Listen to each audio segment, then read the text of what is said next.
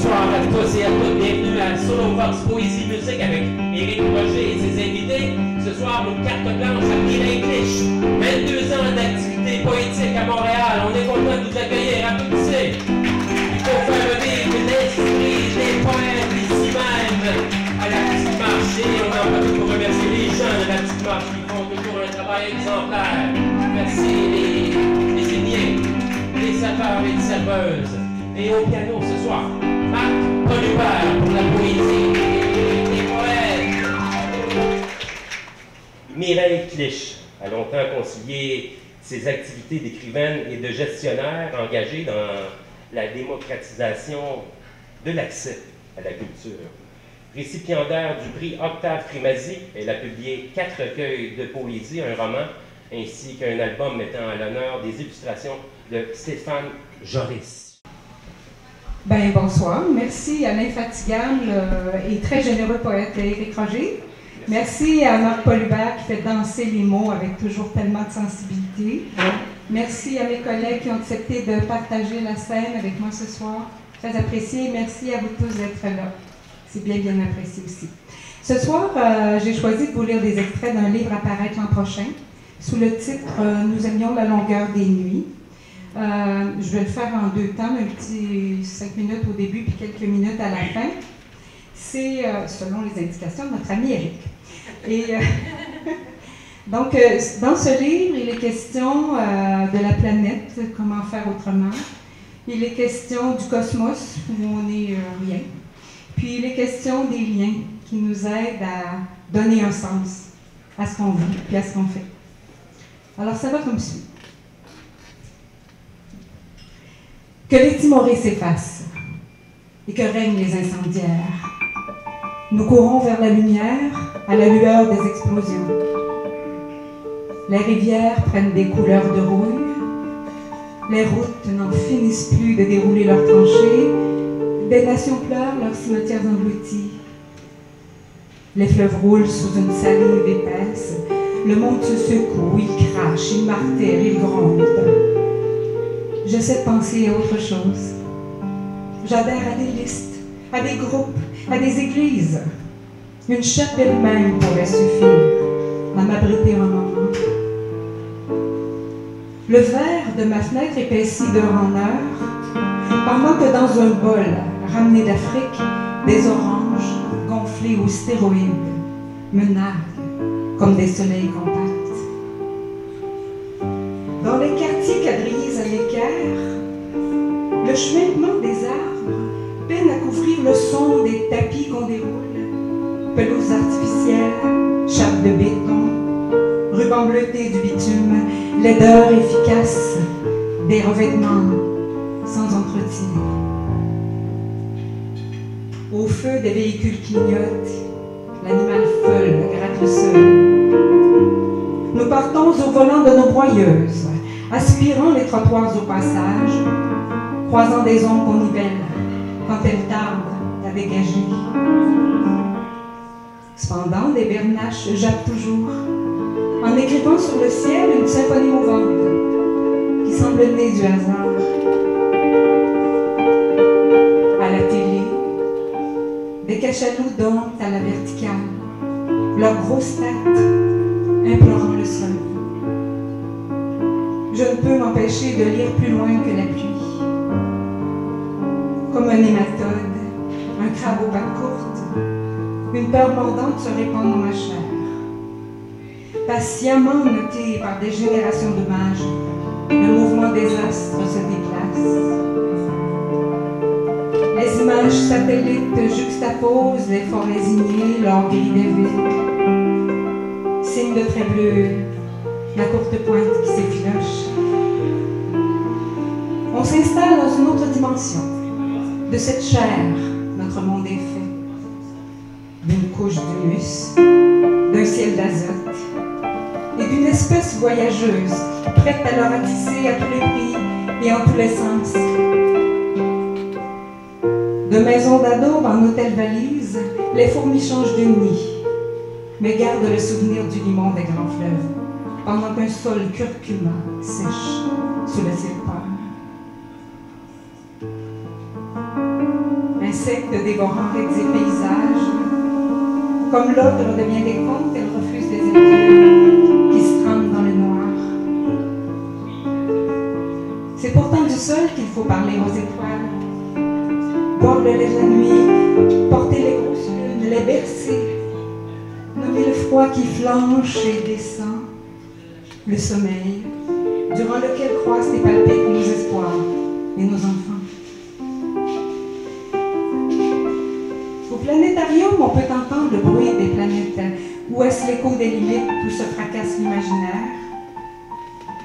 L'esprit se dilate, mais refuse de se dissoudre entre ces pastilles qui foncent dans le noir, étoiles échevelées, happées par le vide. À ses confins, l'univers se gonfle, et la lorgnette ne suffit plus pour ce voyage sans fin. Nous plongeons dans le vertige. Il n'y a rien à faire que de constater l'éden du monde. Tout est hors dimension. Le temps lui-même se contracte, s'étend. Dans ces replis, l'histoire pourrait se refaire ou se défaire. Mais de cette désintégration, nous nous chargeons nous-mêmes, en une fraction de soupir, dans cette musique sans cœur ni chef.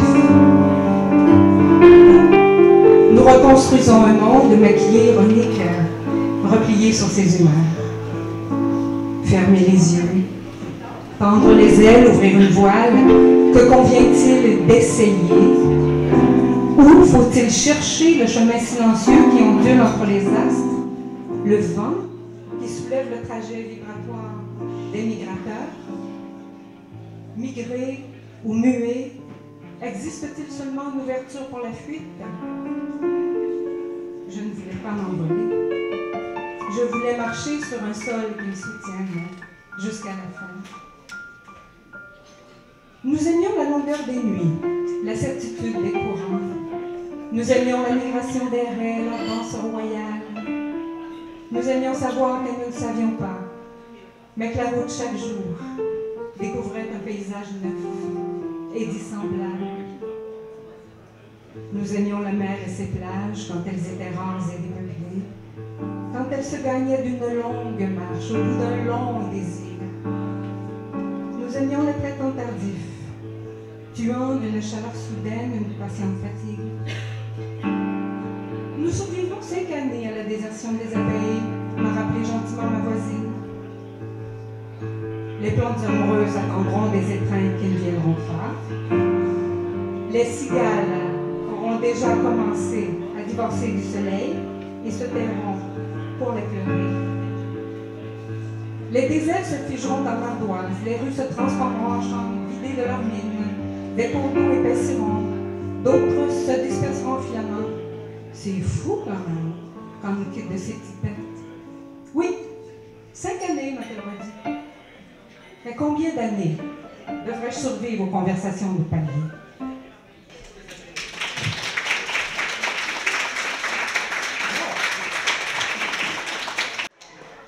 Je vous fais 2 dernières séries. Avant la pandémie, j'ai par obligation fréquenté beaucoup les CHSLD. Alors il me reste une série de poèmes qui s'appelle Débarras et qui est dédiée à ceux et celles qui vieillissent dans les corridors. Je vide une maison puis une autre encore, encombrée d'objets que les fantômes ont laissés. Les vêtements sortent des penderies, s'accrochent à moi. Les cintres se lancent au sol et me supplient de ne rien jeter. Ma sœur pleure sous le matelas, je me penche. Rien, ni personne. Je hume les tricots, je déplie les robes, si pleines ces couleurs de couchant, ces bleus de mer, ces nuits violettes. Je défroisse une manche, pince une épaule, je dose le trop, le pas assez entre deux. Les images abondent, guident mes doigts vers une femme qui s'éloigne, c'est pas l'âge sur la main. Sur un balcon défraîchi, une vieille Alice attend son chapelier fou en relisant son passé au fond d'une tasse hors d'âge. la porte voisine, un rocker fatigué lisse des tatouages qui depuis longtemps ont perdu leur contour. Nul n'habite les regards errants qu'une longue liste de visiteurs, inlassablement attendus. Avec qui donc partager la menthe trop sucrée, le caramel mou et l'éternelle platitude d'une télé qui crachote? Elle vient d'une histoire qu'il lui a fallu désapprendre, une boîte de biscuits après l'autre. Maintenant, tout s'effrite et ses clés sont dans le caniveau. Dans l'ascenseur, l'inquiétante photo d'une fugueuse. Les tourneaux ébouriffés au regard de pape qui nous fustige depuis son fauteuil. Intellectuelle boudée par sa mémoire ou ménagère d'une autre époque, privée du pouvoir des chaudrons. Bigote plieuse ou athée militante, condensée de colère qu'on roule jour après jour, à heure fixe, dans des couloirs chargés d'odeurs. Méfiez-vous du terrazzo et des corridors trop larges. On voudra bientôt vous y promener dans des carrosses de Syrie, sous des couvertures de plastique recyclées. Méfiez-vous des sourires de guimauve et des mains hospitalières sur vos chairs de cobaye. On enterre pour bien moins. Un pyjama traîne dans une chambre verdâtre. Plus loin, le délire pépi, des jacasses, peut-être une enfant, déconcertée par les tumulures électromes. Dans le mouroir dépouillé, on chuchote des adieux que personne n'entend.